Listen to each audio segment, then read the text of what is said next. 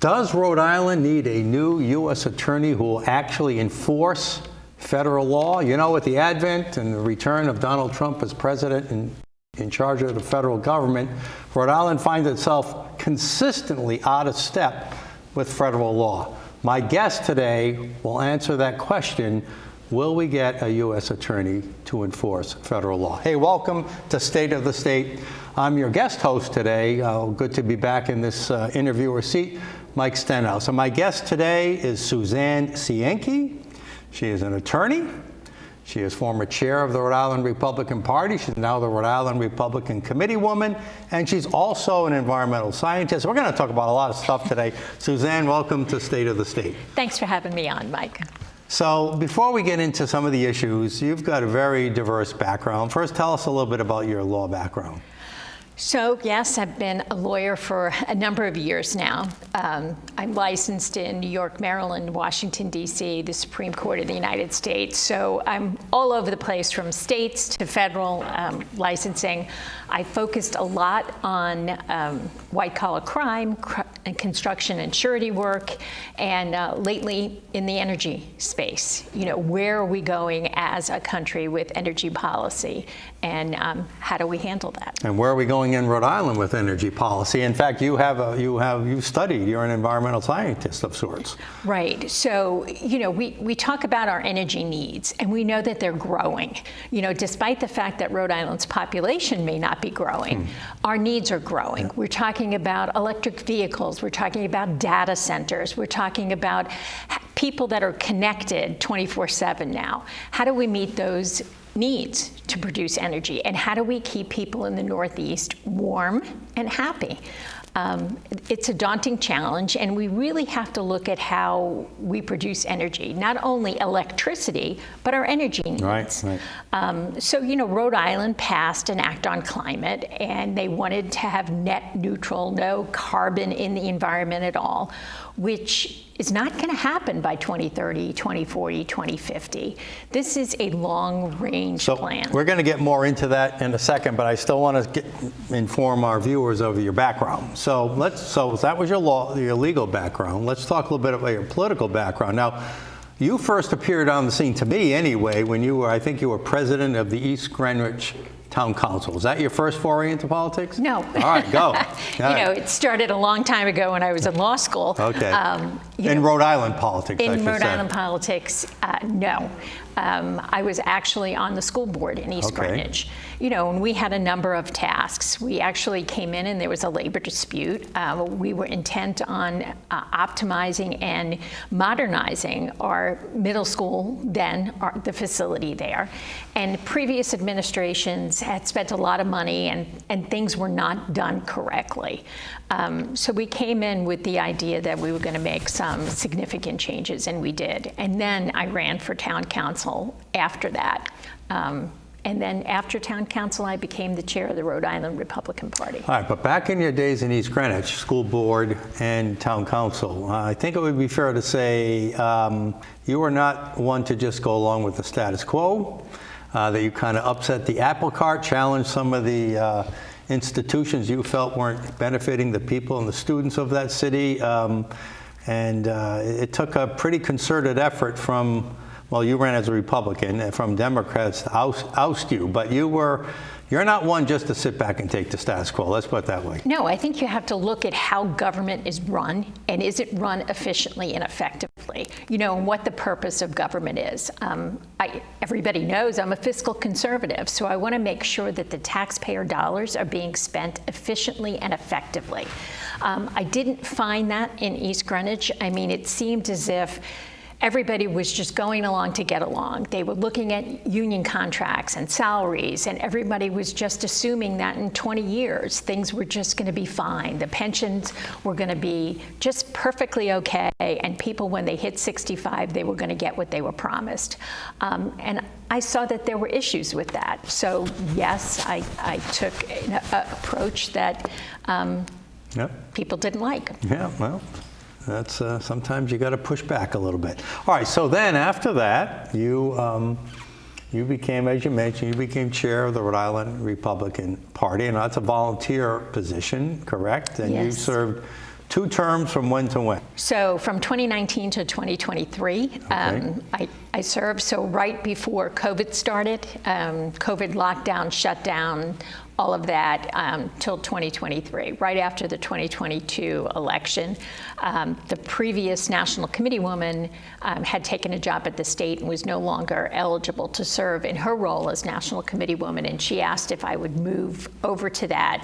And then we found Joe Powers to take over. He ran to be the chair of the Rhode Island Republican Party. And then you moved over into the position of National Committee woman. Explain, Right. Every state has a National Committee man and woman, right? So every state has 3 representatives from the state, a chair, a National Committee man, a National Committee woman, and that makes up each state and territory, because we include Puerto Rico, Washington, D.C., Guam, and the Mariana Islands. Okay. So there's 168 of us that make up the Republican National Committee at the national level.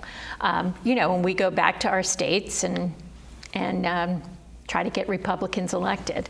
And also, I'm a member of the executive board and in charge of the National Republican National Committee? Committee. And also that in charge of the Northeast area. So what we've done lately is, our motto is we want to break down the big blue wall, because everybody, when you look at the map, New England is very blue. All right, so they talked about the Rust Belt being a big blue wall for the Democrats, that no Republican presidential candidate could win without breaking through Michigan, Wisconsin, Minnesota, up in that area. The same thing has been true up in the Northeast for a long time. I don't know when the last time where from Delaware, Maryland, Pennsylvania, New York, 6 New England states probably haven't gone red in, well, maybe New Hampshire, but haven't gone red in many, many decades. Do you think in the same way that the Rust Belt blue wall broke down, that it could break down in New England or the Northeast? Yeah, I think it can. And there are a number of issues that I think all of us are experiencing up in the Northeast. And one of them is energy. Our energy prices are the highest in New England. So that's a big issue. Our taxes, property taxes, taxes on everything. Rhode Island just keeps taxing us on numerous things, from sales tax to gas taxes. We're approaching California level in New England. So I think that there's an opportunity here to break through. But what we've decided to do in the Northeast states is work together. We're all going to work together and identify areas where we think that we can win. The only congressional representative that currently serves in Congress is Susan Collins from Maine. So we're looking. And that's in the Senate. And that's in the Senate. Hasn't been named by the U.S. House for a long time. And they're looking at opportunities certainly in New Hampshire, in Connecticut, in Massachusetts, and certainly CD2 is a winnable race with the right candidate. Here in Rhode Island. Here in Rhode Island. All right. Before we get into issues a little bit more, a little bit about your job as National Committee woman. Now, you're not just representing our state with the National Committee, but with the victory of Donald Trump in the Republican Party, you get a say in recommending people in Rhode Island for maybe jobs in D.C., and you also will play a role, I think, explain it to our viewers, in identifying potential candidates to be the U.S. Attorney for the District of Rhode Island, who will, or the state of Rhode Island, who will enforce federal law. Tell us about all that. Sure. The nice thing is, one of your roles is to make sure that you win the House, the Senate, and the White House. And when you win the White House, there are a number of job openings that are political appointees that the president gets to appoint, from U.S. attorneys to Small Business Association, Federal Marshal, Farm Bureau. There's a number of Rhode Island positions that are available. So people that are interested either applied on their own, or they would ask myself or Tom Carroll or Joe Powers, the leadership in Rhode Island, could you forward our name to the White House? And the White House will actually call us and say, do you know this person? Are they qualified? Is there anything in their background that we should be aware of? So we have I would say, the stamp of approval on people. If there's somebody that we think is more than qualified for that position, we're happy to pass their name along. Are you able to, at liberty, to talk about any positions that you may have already helped place? So- Rhode Islanders working in the Trump administration? So there is somebody that works at the Small Business Association who's a national advocate that's a Rhode Islander. I didn't ask him if it was okay to mention it, so I'm not going to mention his name. Hasn't been publicly announced yet? He's already working there. Oh, yeah, okay. So, you know, the U.S. Attorney, there are a number of really qualified attorneys. Let's take that one apart. All right, first, who was the U.S. Attorney under Joe Biden?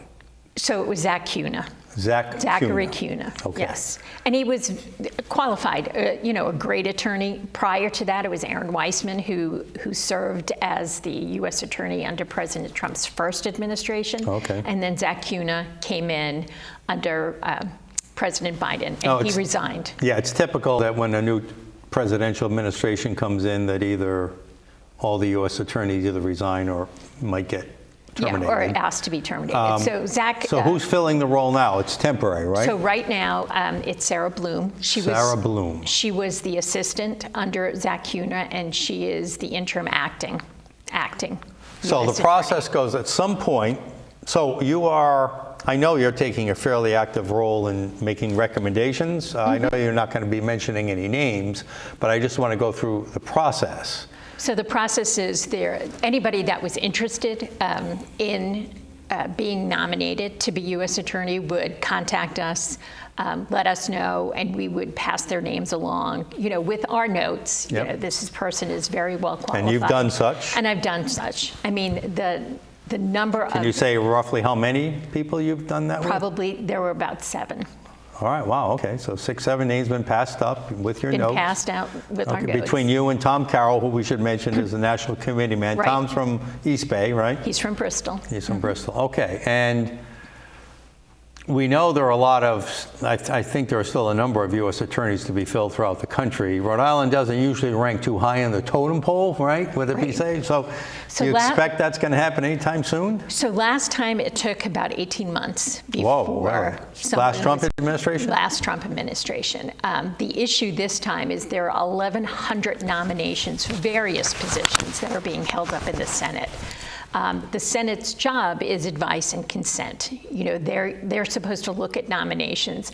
What has happened under previous administrations throughout the history is a list of names have been submitted for various departments, ambassadorships, Department of Agriculture undersecretaries that really were passed through on voice votes.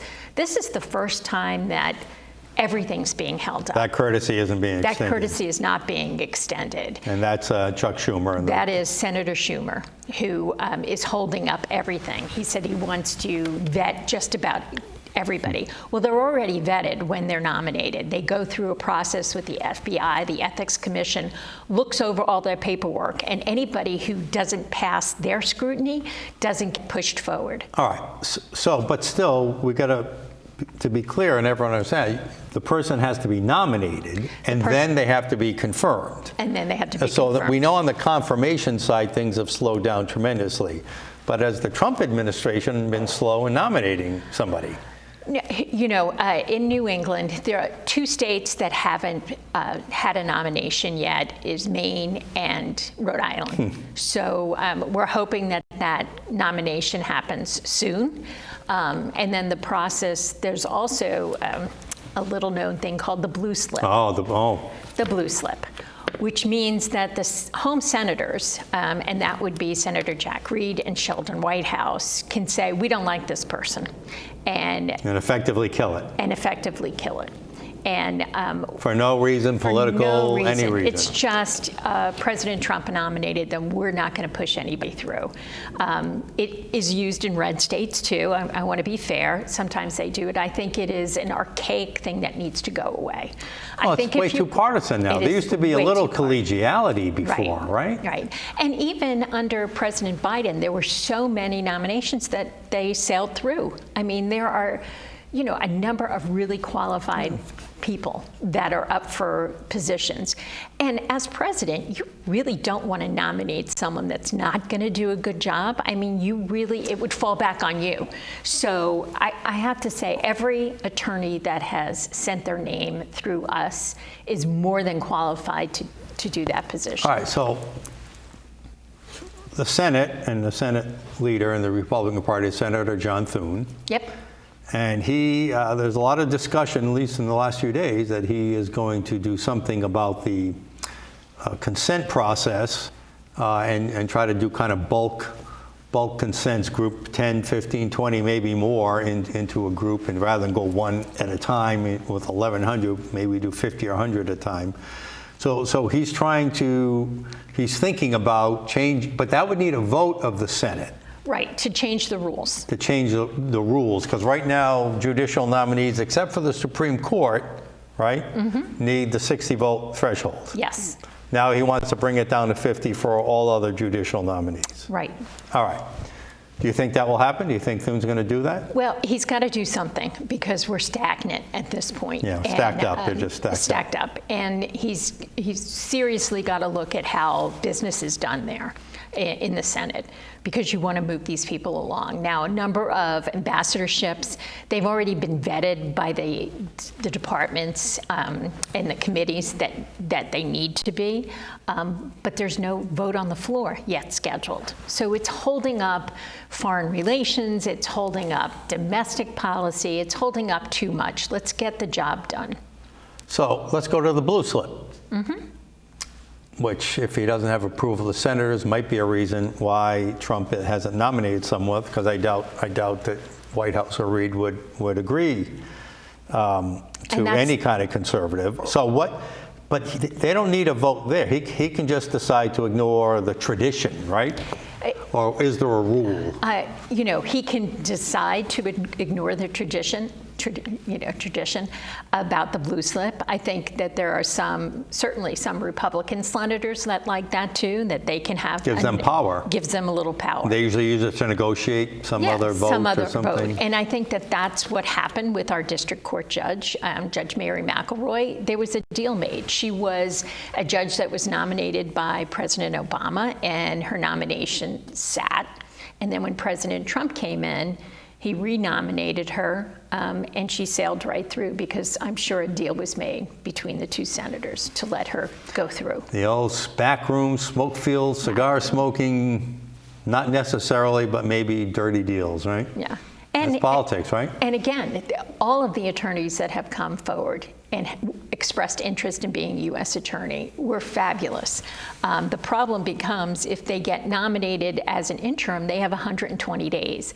A lot of people, if their partners 120 days for what? 120 days to serve in that interim position. Oh, okay. If they don't go to the full vote with the Senate, and if Senator Whitehouse and Reid decide that they're going to not push forward their nomination.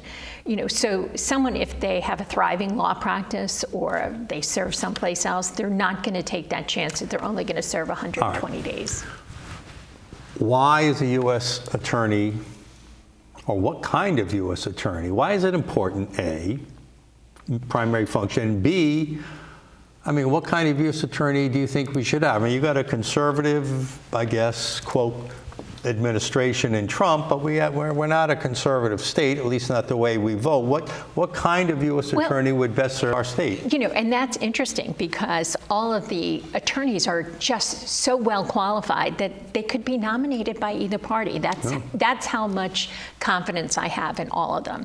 And you have to understand, one of the big things that people outside of Rhode Island, people inside Rhode Island talk about is the amount of public corruption that exists in this state. That's something, that a U.S. attorney could look at. Are things working the way they should? Look at the disaster with the Washington Bridge. Was that handled correctly?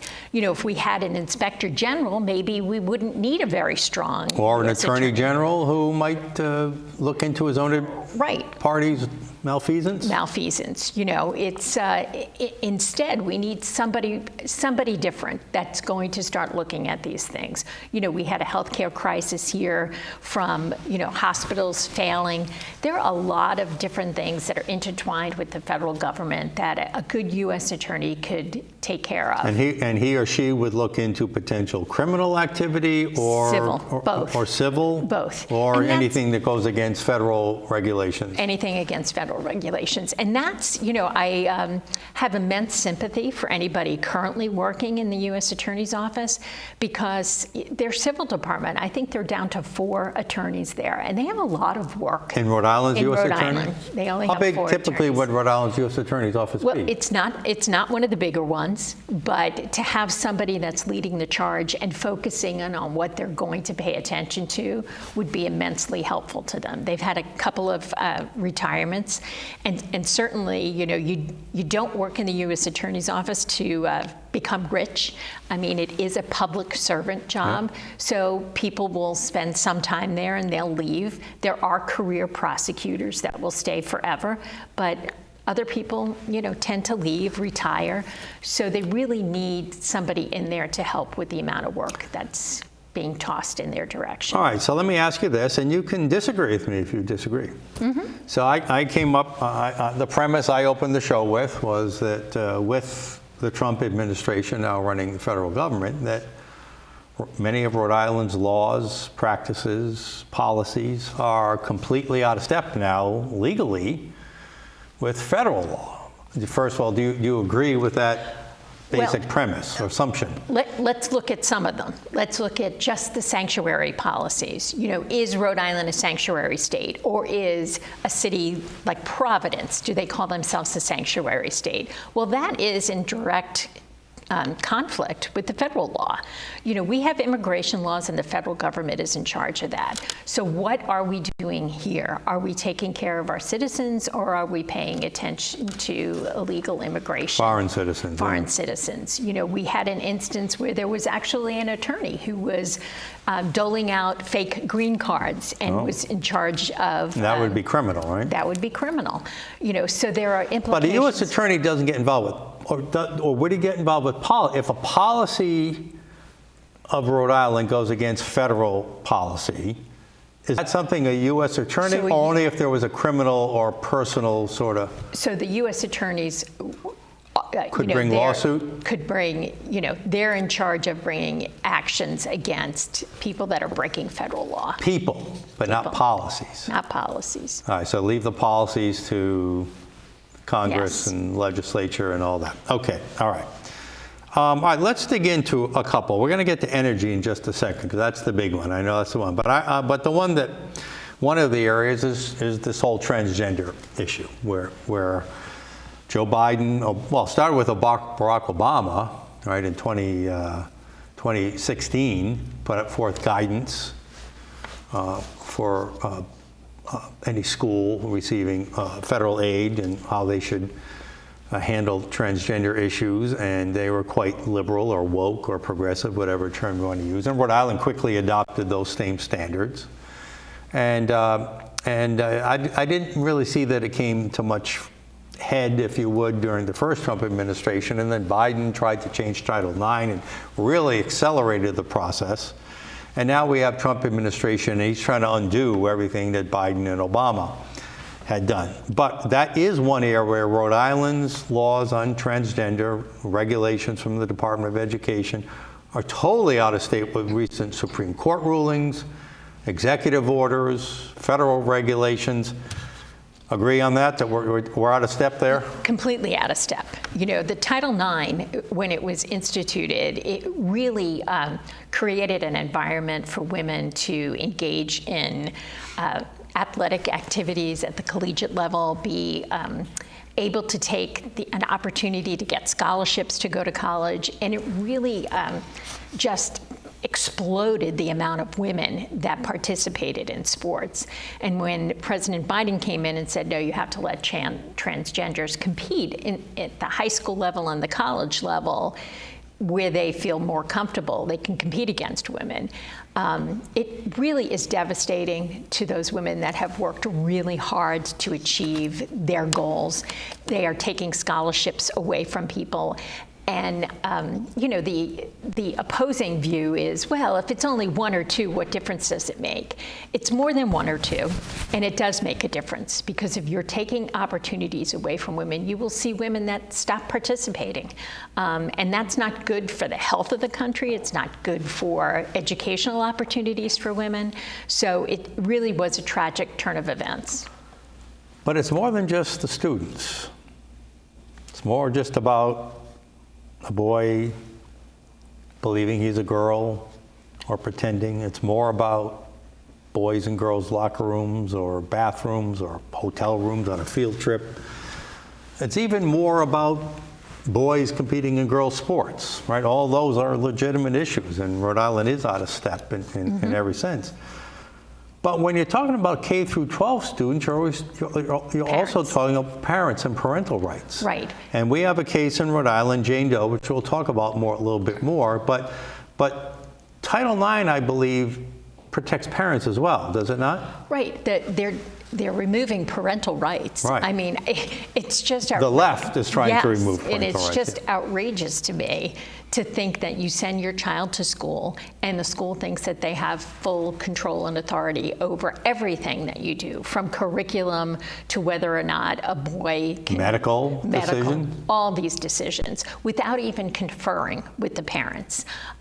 You're in charge of your children. You know, I don't even call them public schools anymore. I call them government schools. They are government schools and trying to take over and indoctrinate your children. You have every right to have care, control, and custody of your own children, and you should be a partner in their education, and you should not be cut out of it. And that, we start to see that happen, and that certainly happened in the Jane Doe case, where they ignored the parents' right to know what was going on with their child until it was almost a tragic outcome. I want to ask you about the ruling on that we had in Superior Court in August. But first, let's just quickly, I'll just very quickly give the story. A girl who was abused as a very young child, so she was already emotionally unstable, sexually abused. They start grooming her, if you would, with thoughts of maybe you don't belong in your body, maybe you shouldn't trust your parents, maybe you're really a boy. This is an 8th grade girl, and she decides she wants to transition. The school does it secretly for 2 years behind her mother's back, until 2 years later she tries to commit suicide, trying to stab herself, slit her wrists in front of her own parents and brother. And she survived, thankfully, and it was only then the mother found out. But you're right, the mother was completely cut out. Imagine if the loving care of a mother to a disturbed child in 8th grade might have prevented this tragedy. The judge in the case, so a lawsuit was brought. You were part of the team, so you are part of the Law Center at the Rhode Island Center for Freedom and Prosperity, along with Gregory Piccirilli, along with Giovanni Ciccione. And it was Attorney Piccirilli that brought the case, but you were part of the advisory team. Tell us about what you were trying to do with that lawsuit. Well, basically just to say that the mother had the right to know what was going on and had the authority over their own child. And the school, you know, as well-intentioned as they may have been in trying to determine why this kid felt like she was an outlier, it was probably a case of a teacher who never really looked into the child's background. You know, from year to year, kids change schools. They may change schools, they change grades, and all the information never really flows with the child unless you sit down and talk to the parent. You know, a number of parents, I always tell them, if you have a child that has an individual education plan, an IEP, before that child steps into the next grade, sit down and ask for a meeting with the team, because you are an integral part of that team. And the school just happened to ignore that. So the lawsuit, just taking one step further, as I understand, was try to rescind the Rhode Island Department of Education regulation on this issue, and so that every school district could change its policies appropriately. The law basically says if your K through 5, I think, you have to include the parents if a child expresses some kind of gender dysphoria. But in middle school and higher, you don't have to. Yeah, right? which is just crazy. Right. Because that's at the time when children start going through puberty. Their bodies are already changing. And for somebody that had a traumatic experience when they were younger, and their body starts changing at that puberty, they probably need their parents even more. Even though they may push away at that point, they don't want their parents, but their parents really have to know what is going on. All right, but legally, the law also says if there's a regulation that infringes on the right of a student or a parent, then there are grounds to rescind that regulation. That's the law. That's written in another part of state law. State law also says you can't discriminate on the basis of sex. It doesn't say anything about gender, gender identity, sexual preference, anything like that. It just says sex, period. Now, we all know that the left's argument for the transgenderism, however you want to call it, is that gender is fluid, right? We get that sex is binary, male, female, but gender is fluid. It can be whatever.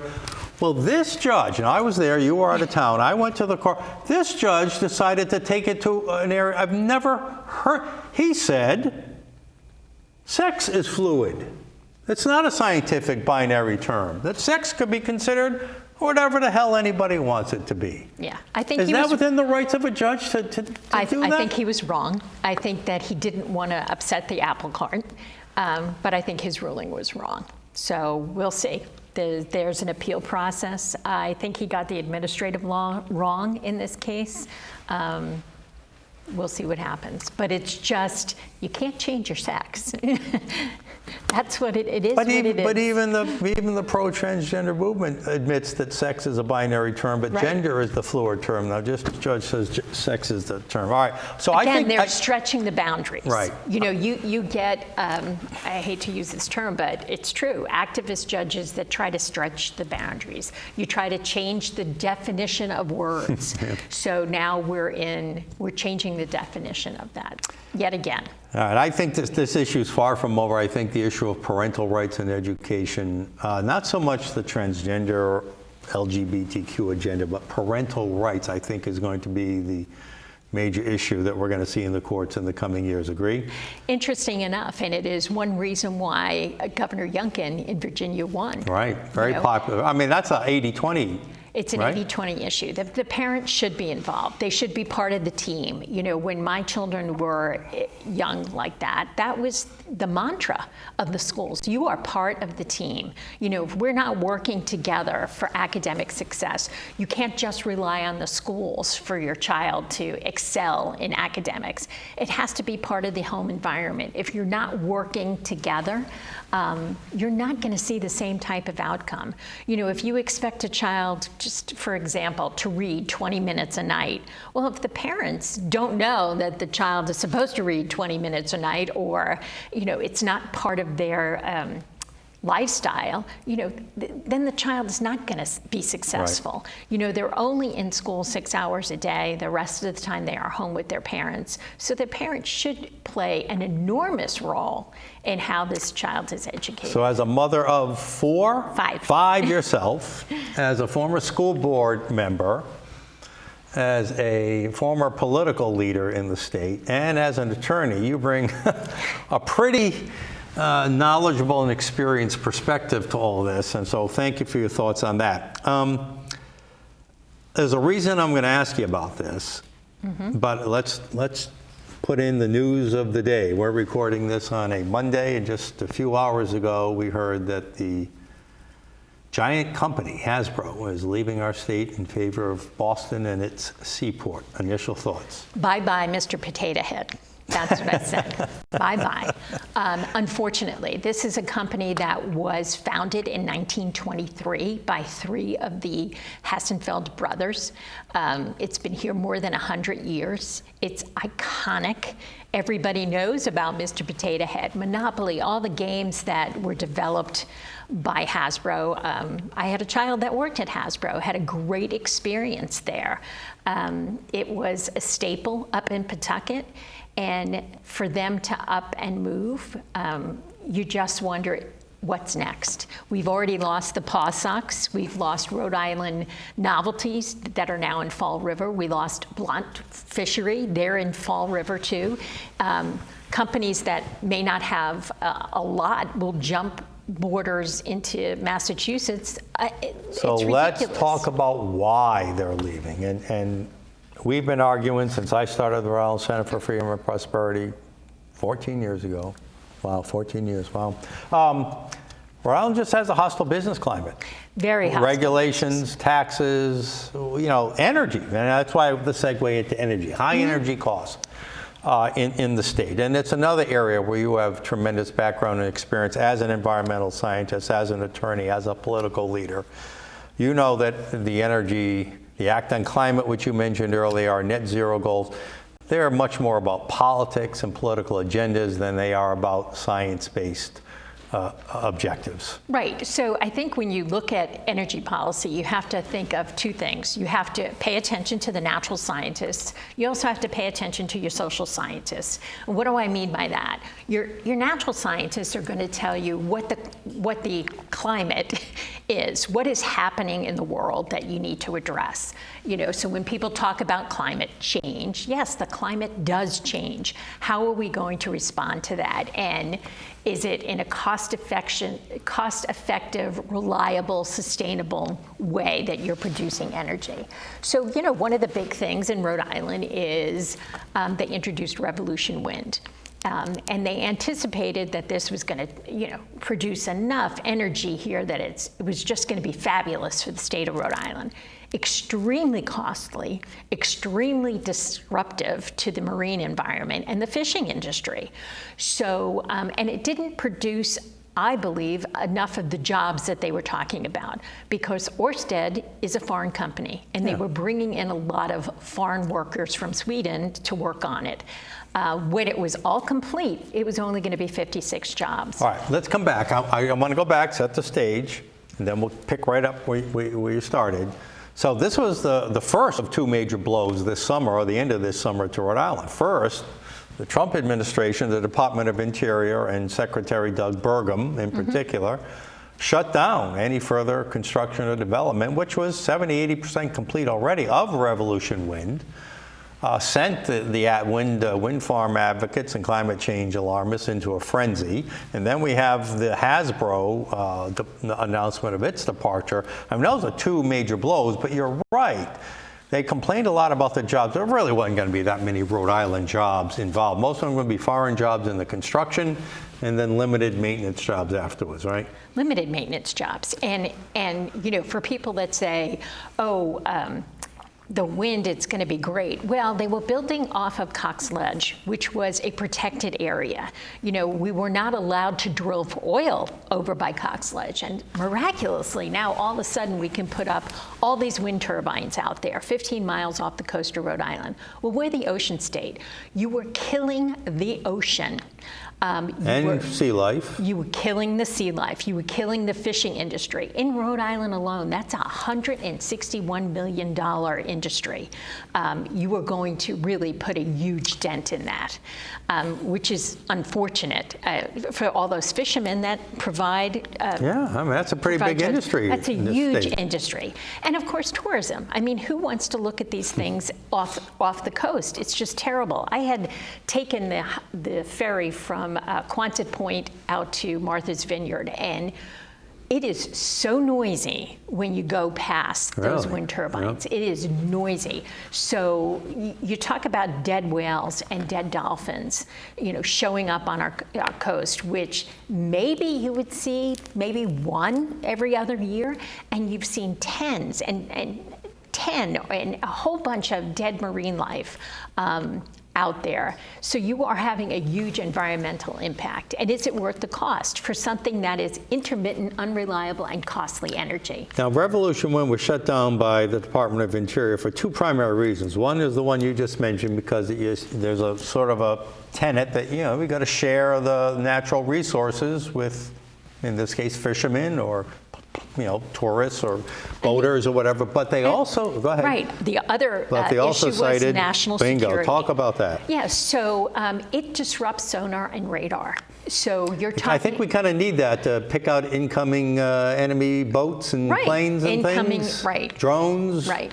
So it's a navigational hazard. It was considered a national security thing. And you just wonder about the initial permits. When they put these permits in, were there a lot of legal inconsistencies on the permitting? What they promised, what they were not going to handle. There was also a cable that was going to go up the Cienki River. And if anybody who's lived in Rhode Island long enough knows that a lot of the jewelry industry dumped a lot of their metals into that river, and it has since settled. So when you dredge that up? So when you dredge that up, and the theory is, pollutants. So you have a very toxic environment that is in the making. And there is... there's always been the debate that these wind farms don't produce the energy they say they're going to produce. They certainly don't produce it regularly. It's very intermittent. You still need fossil fuel backup for when the wind doesn't blow or the sun doesn't shine. And we're only just now beginning to understand the negative environmental impacts that you just elucidated on that. So what are we going to do about it? Well, we also have, Rhode Island also has an electric vehicle mandate. Now that is, again, it's against federal guidelines now. Trump said no more of that, but yet Rhode Island has it. Would that, so there's clearly some kind of legal challenge that should happen there. Would that happen through some kind of private movement, or would that be a U.S. attorney who get involved in that? Yeah, it's got to be something that's looked at. Certainly, they're expensive vehicles. Certainly, it would also drain our electric grid, and that's another thing that people don't look at. Put extra stress on it that we can't handle, probably. I mean, AI, right? Yeah, our infrastructure, electric grid really needs to be updated. Number one, you've got to take care of that problem first. And then you've got to look at diversifying your energy sources. We know that Rhode Island uses a lot of natural gas. It's been prohibited from bringing in another gas pipeline from Pennsylvania through New York up through Massachusetts. We don't look enough at hydroelectric power, which is something that they do look at in Denmark. I mean, they have wind energy, but their backup is hydropower. And nuclear. Thank you. That was my next statement. There we go. I was going to make sure you got there. Okay, nuclear. Go ahead. Interesting enough, there up in Massachusetts, in Devers, Massachusetts, is a group called Commonwealth Fusion, and it's a fusion electric to produce electricity, a fusion plant. That was brought to Gina Raimondo and Brett Smiley. When they were first introducing it, hey, why don't you put that at Quonset Point? Start a fusion plant. It's cold fusion, so it's a little bit different than nuclear. Early in the process, it's innovation. They never returned the phone calls. So that plant is opening up in Chesterfield. Didn't fit the agenda. Didn't fit the narrative. And it's clean. So you're talking about nuclear, clean. You're talking about natural gas, which is cleaner than than the oil. And you're talking about nuclear fusion, hydro, all of these things. You cannot rely specifically on solar and wind. It just doesn't work. We don't have the technology right now. And interesting enough, not to mention the cost. The cost is astronomical. And it's just, electricity rates are going to. Electricity rates are already extremely. They're going to double. It's the delivery. It's the delivery costs that are killing us. If you cannot produce at a lower price point, we can't live here. And it gets cold here in the winter. All right, two things in reaction. So before either of these two major announcements, the shutting down of Revolution Wind and the loss of Hasbro coming up in the next year or two, the Senate, the Rhode Island Senate, approved a special Senate Energy Commission, whose charter was evaluate where we are in meeting the milestones on the Act on Climate, and advise appropriately.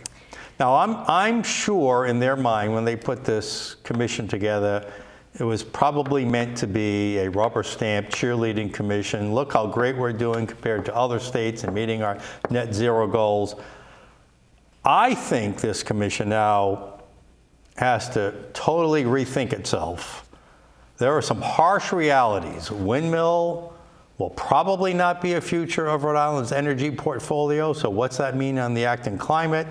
We're already losing the companies like Hasbro and the other ones you mentioned because we have such poor economic conditions in the state, and high energy costs and lack of energy only makes that worse. Does Rhode Island need to rethink its energy strategy? And what would you say to the 5 members of that Senate commission? Let's look at reality.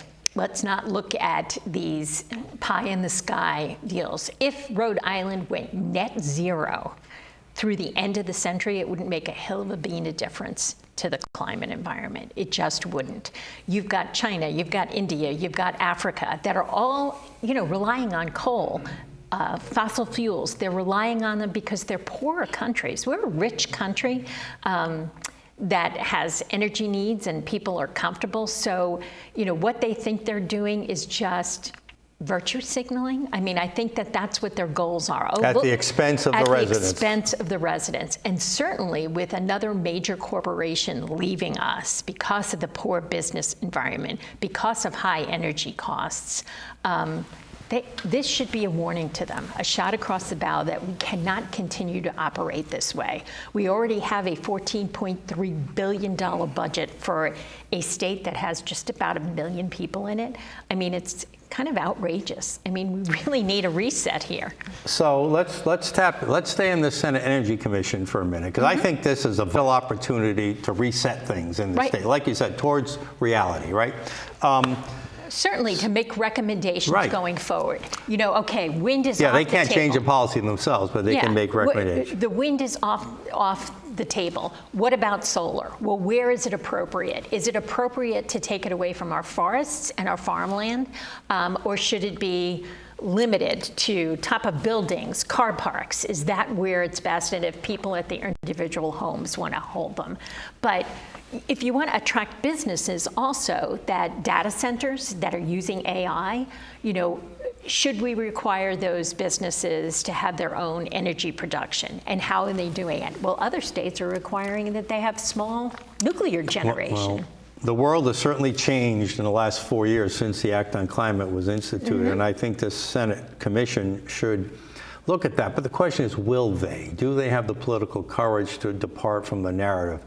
The commission is chaired by, now, the commission has members, probably many of whom you ran candidates against or supported back when you were head of the party.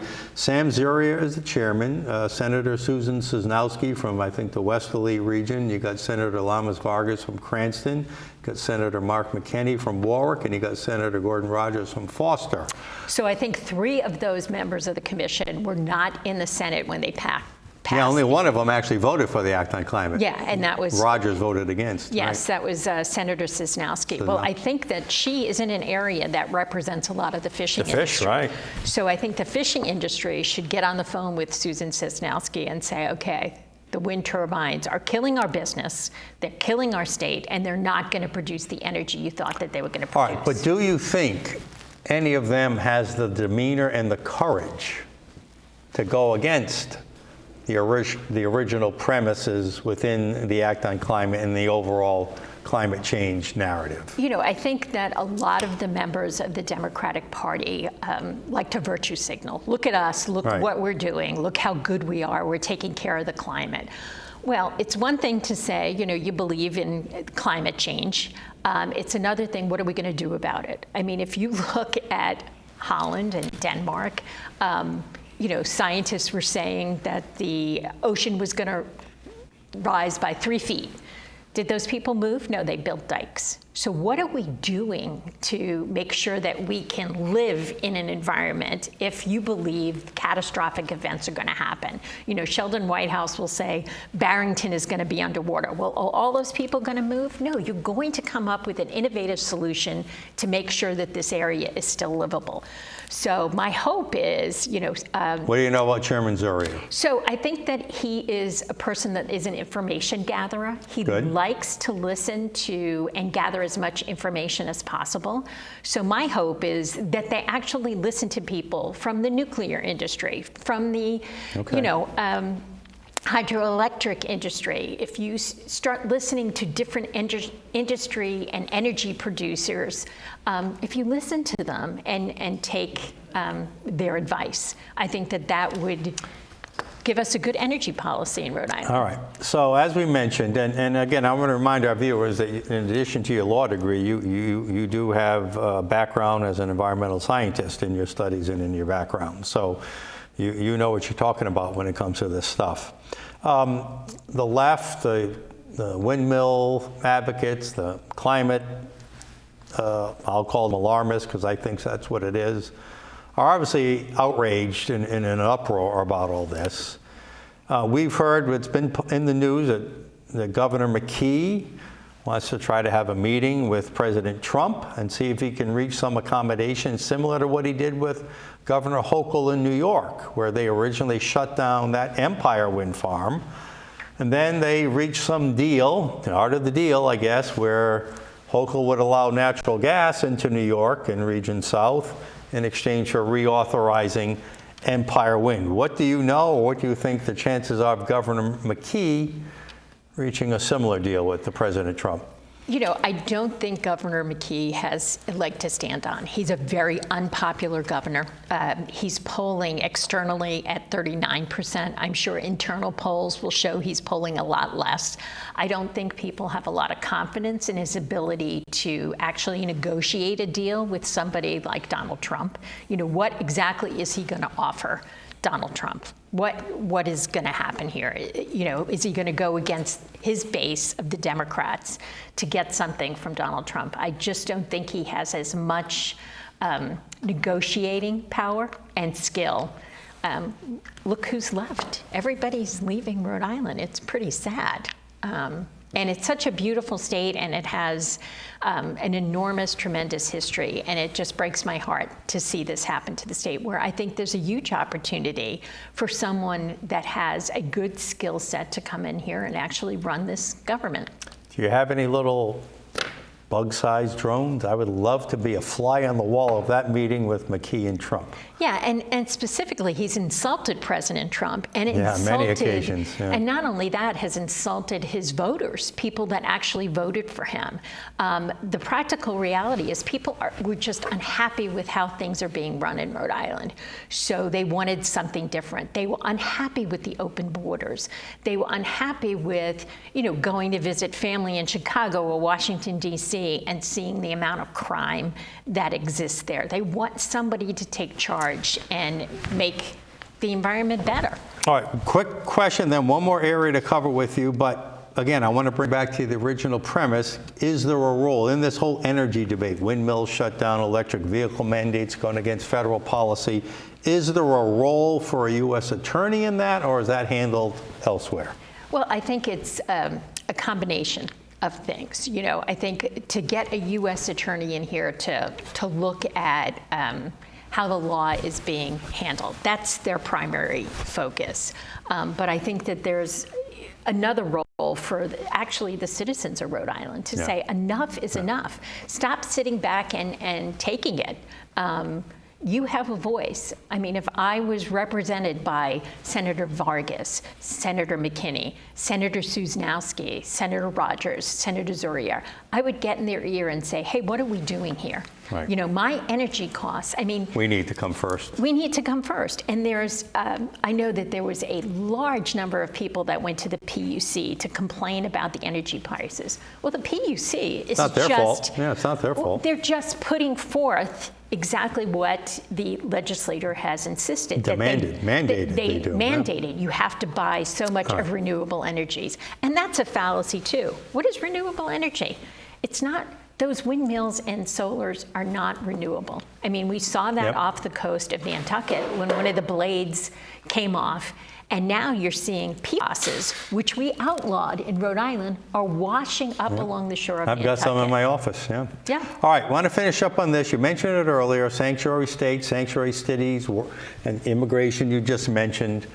I'm sure there's a role for a U.S. attorney in this. Now, there was much ado about, some local police aiding federal ICE officers and detaining some criminal aliens who are in this country.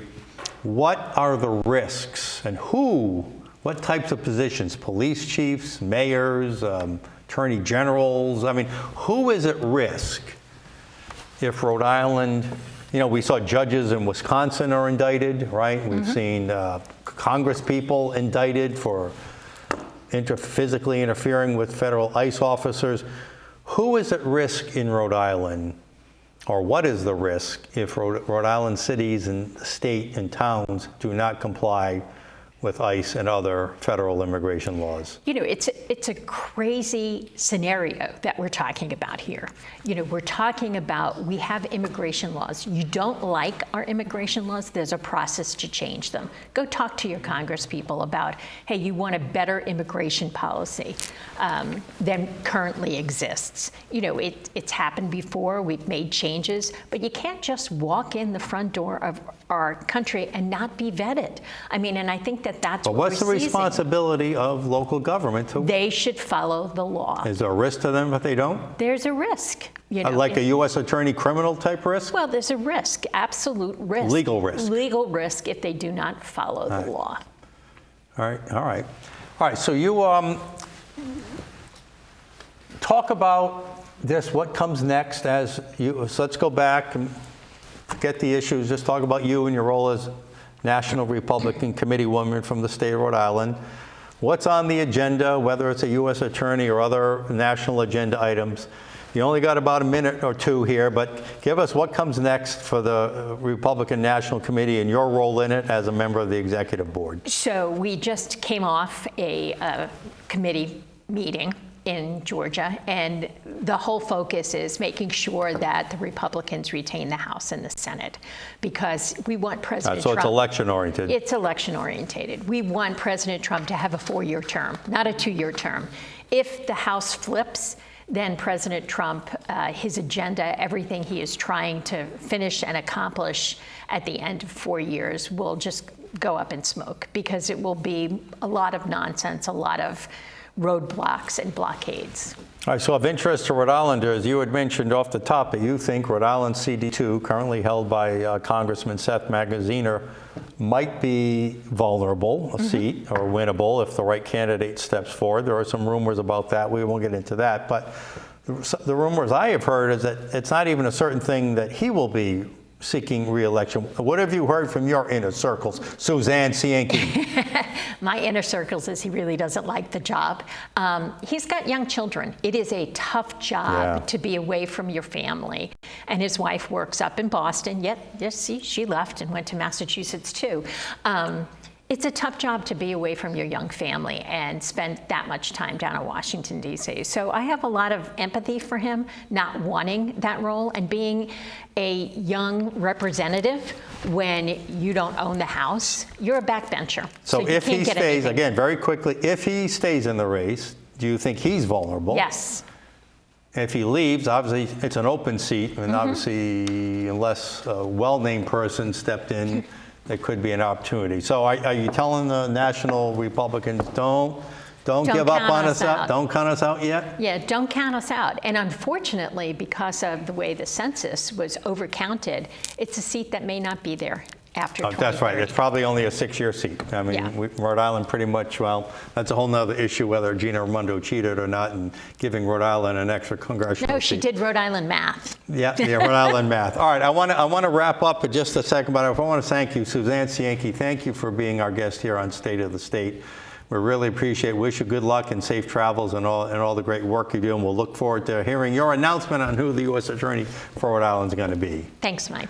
And we thank you, our viewers. I want to give out a shout out to John Carlavale and his team, all the original founders of State of the State. For over 3 decades, they've been providing some of the most insightful analysis and guests and perspectives on all of the major political issues and a lot of social issues, public issues in our state. And the ability for me to step in every now and then and guest host is a great privilege, especially when we have great guests like Suzanne Cienki. So we thank you for tuning in to State of the State. We thank John Carlavale and his team, and we wish you good evening.